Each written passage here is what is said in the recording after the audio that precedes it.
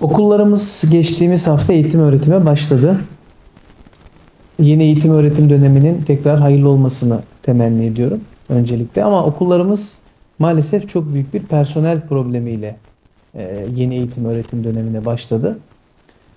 Geçtiğimiz yıla kadar toplum yararına çalışma programı dediğimiz TYP adı verilen bir sistemle okullarımızda temizlik işleri, güvenlik işleri çözülebiliyordu.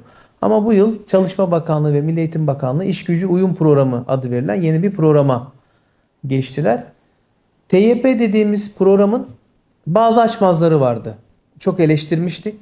Ama o açmazlara kıyasladığımızda bugünkü İş Gücü Uyum Programı dediğimiz program tam olarak ölümü gösterip sıtmaya razı etmek gibi bir şey olarak karşımıza çıkıyor.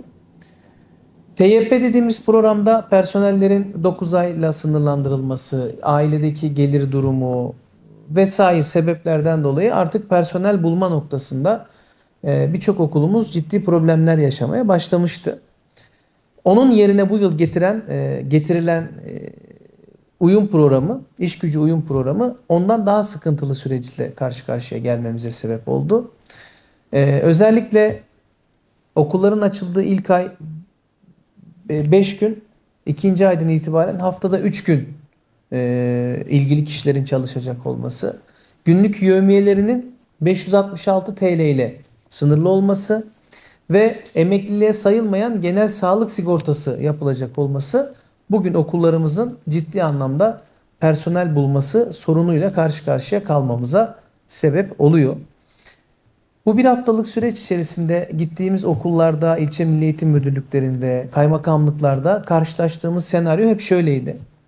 Bakanlık geçtiğimiz yıla göre okullarda çalışması için personel sayısını 2 katına çıkarmış.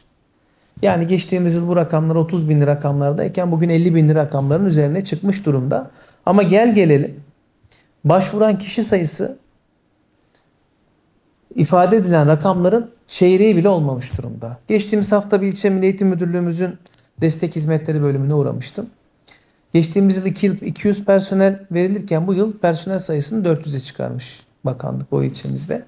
Ama başvuran sayısı sadece 140'da kalmıştı.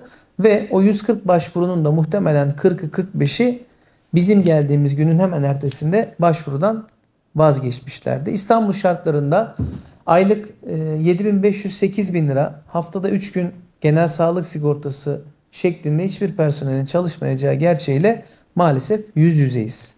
Eğer bu sorun bu hafta okulların ikinci haftası, ikinci haftasında da çözülmezse yaşayacağımız kaos maalesef bizi daha farklı sıkıntılara götürecek olarak görüyoruz, gözlemliyoruz. Bugün itibariyle gezdiğim, dolaştığım bütün okullarda okul yöneticisi arkadaşlarımız, öğretmen arkadaşlarımız okullarımızın temizlenememesinden dolayı, güvenliğinin sağlanamamasından dolayı ciddi şikayetler üretiyorlar, söylüyorlar, ifade ediyorlar. Onun için bu iş gücü uyum programı dediğimiz program bugünden yarına en hızlı şekilde çözülmesi gerekiyor diye düşünüyoruz. Özellikle okullarımızın büyük bir çöp yığınıyla maalesef karşı karşıya kalacağını düşünüyorum. Çünkü bu şartlarda çalıştırabileceğiniz hiçbir personel maalesef bulamayacaksınız. Tabii doğal olarak okullarda bizim aradığımız en önemli şey hijyen. Okullarımızda öğrencilerimiz hijyen olmayan bir yerde eğitim öğretimlerini devam ettirecekler. Bu da doğal olarak büyük bir kaosa sebep olacak. Özellikle geçtiğimiz günlerde okulları ziyaret eden velilerden de aldığımız izlenimler bu şekildeydi. Birçok okulumuz maalesef okullarında çalışacak personel bulamıyor. Bir gün idare ettiniz, 2 gün idare ettiniz, 3 gün idare ettiniz ama okul dediğimiz süreç yaklaşık 9 ay süren bir süreç. Bir hafta 10 gün idare etmeyle bu iş çözülecek bir şey değil. Bizi çok ciddi ve büyük maalesef sorunlar bekliyor.